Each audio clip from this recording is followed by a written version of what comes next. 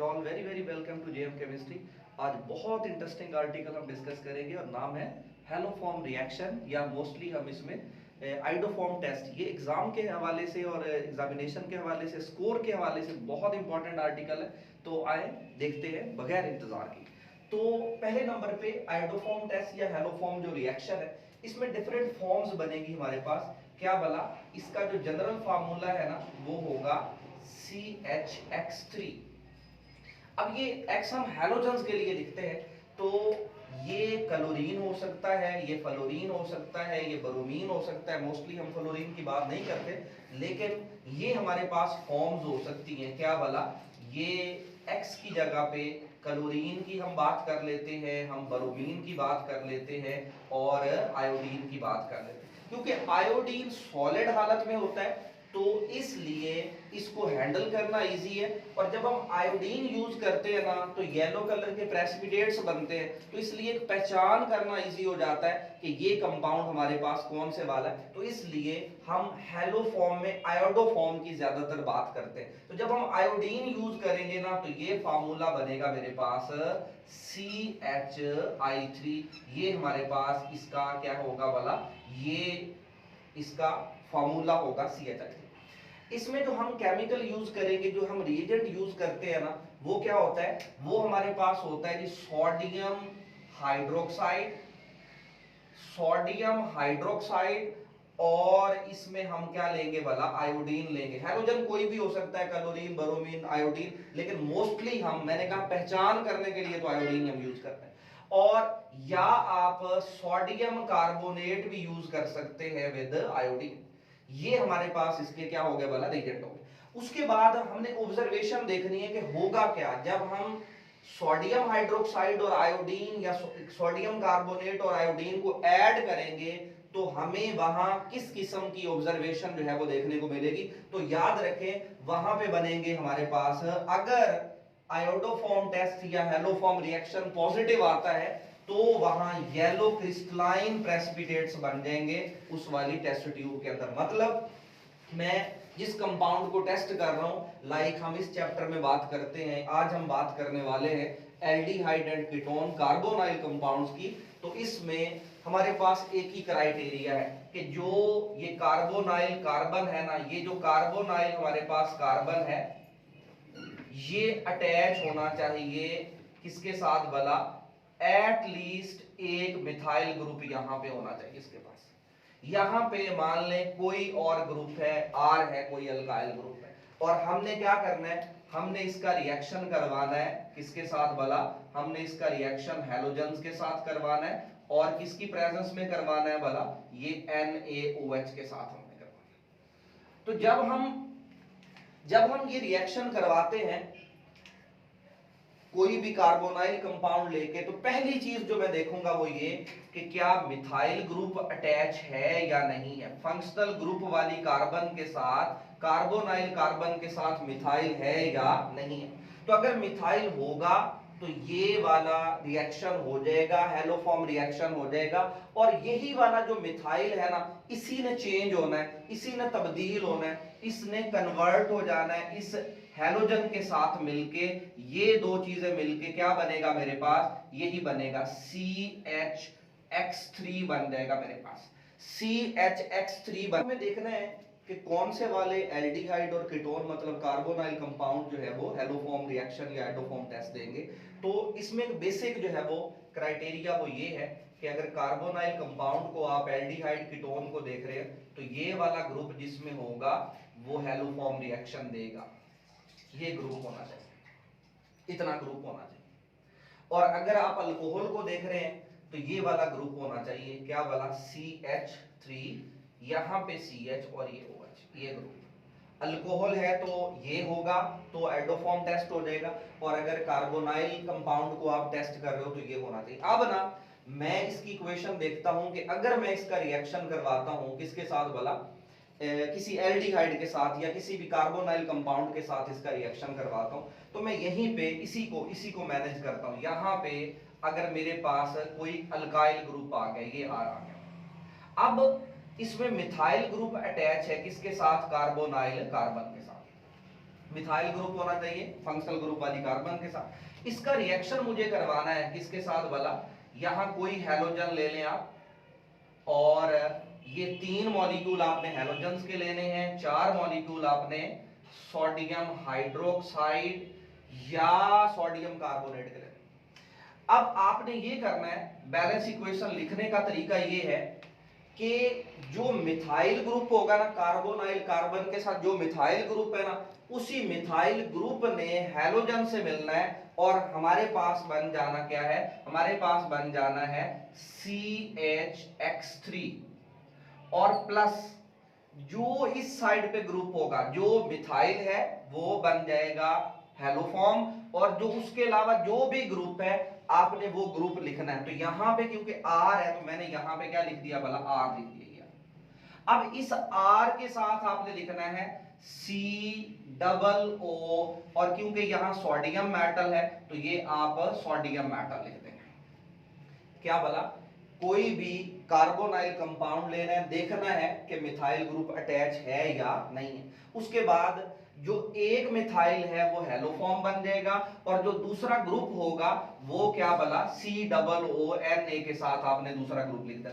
Plus ना आपने add करना है, क्या भला आपने ऐड करना है जो 3 मॉलिक्यूल्स हैं किसके भला, वाटर के, और प्लस आपने 3 ही ऐड करने हैं सोडियम, और सोडियम के साथ वो यूज करो जो यहां हैलोजन है।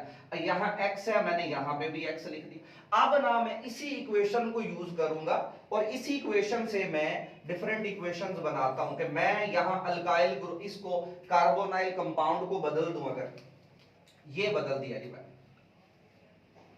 कार्बोनाइल कंपाउंड, मैंने ये वाला कर दिया।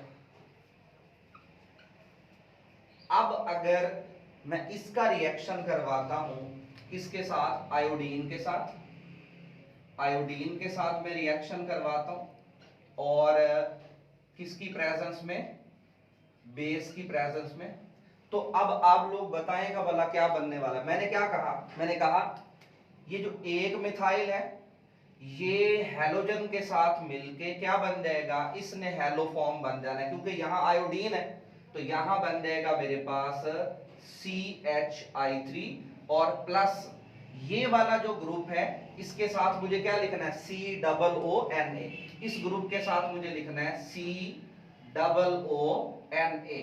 यहां पे कौन सा ग्रुप है, यहां पे इथाइल ग्रुप है, तो यहां हम इथाइल ग्रुप लिख के उसके साथ क्या लिखने वाले हैं, यहां जो भी ग्रुप होगा वो लिख के हम साथ में लिखने वाले हैं COON, और बाकी वही 3 क्या बनेंगे, पानी के मॉलिक्यूल, और 3 क्या बनेंगे, सोडियम के साथ आपने क्या लिखना है, यहां सोडियम जो हैलोजन होगा वो आप यहां पे लिख देंगे।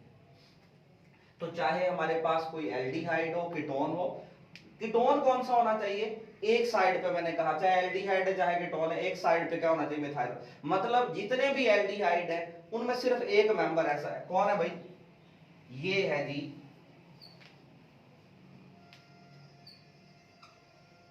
अगर हम फर्स्ट मेंबर की बात करें तो क्या क्या ये देगा हेलोफॉर्म रिएक्शन। तो इस कार्बोनाइल कार्बन के साथ डायरेक्टली मिथाइल ग्रुप अटैच नहीं है, यहां सिर्फ एक ही पॉसिबल है। जितने भी एल्डिहाइड है, अगर मैं एलिफेटिक की बात करूं तो उनमें सिर्फ एसिटल्डिहाइड ही ऐसा है,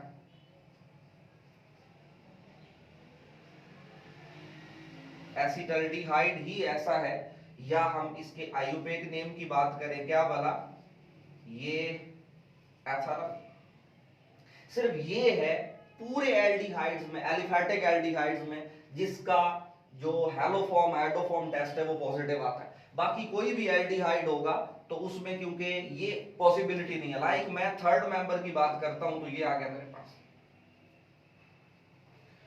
तो मैंने आपको ये कहा ये होना चाहिए डायरेक्टली अटैच, डायरेक्टली अटैच यहां मिथाइल होना चाहिए। इसी तरह अगर मैं अल्कोहल्स की बात करता हूं तो अल्कोहल में इसकी अगर मैं यूटिलिटी की बात करूं तो जैसे मैंने अभी कहा एल्डिहाइड में सिर्फ कौन, एसिटल्डिहाइड, तो मतलब एक बॉटल के अंदर एल्डिहाइड में एसिटल्डिहाइड है, दूसरी में कोई और एल्डिहाइड है, तो आप आयोडीन और NaOH डालोगे जिसमें येलो कलर के प्रेसिपिटेट्स बन जाएंगे, आपको पता चल गया उसमें कौन है भाई, एसिटाल्डिहाइड। इसी तरह अगर आपके पास कोई मिथाइल कीटोन है, लाइक ये एक मिथाइल कीटोन है और दूसरी बॉटल में ये वाला कीटोन पड़ा हुआ है, तो यहां पे क्योंकि डायरेक्टली मिथाइल नहीं है, यहां फंक्शनल ग्रुप वाली कार्बन के साथ जो है CH2 ग्रुप आ रहा है, तो इसका मतलब है ये भी क्या, does not give iodoform test. So तीन बेसिकली इसकी मैं एप्लीकेशंस आपसे डिस्कस कर सकता हूं, acetaldehyde and any other aldehyde, methyl ketones and any other ketones, और आखिरी अगर मैं प्राइमरी अल्कोहल्स की बात करूं ना, तो उनमें सिर्फ एक ही अल्कोहल ऐसी है जिसको मैं क्या बोलता हूं भला, एथेनॉल, तो वो ये टेस्ट दे सकती है पॉजिटिव। क्या भला कि अगर आपके पास ये दो टेस्ट ट्यूब्स पड़ी हैं और आपको कहा जाता है किस बॉटल के अंदर, किस टेस्ट ट्यूब के अंदर मेथानॉल है और किसके अंदर एथेनॉल है, हमें क्या करना है, हमें ना दोनों में आयोडीन और NaOH डालना और हीट करना। जिस बॉटल में येलो कलर्ड क्रिस्टलाइन प्रेसिपिटेट्स बन गए, वो वाली क्या होगी भला,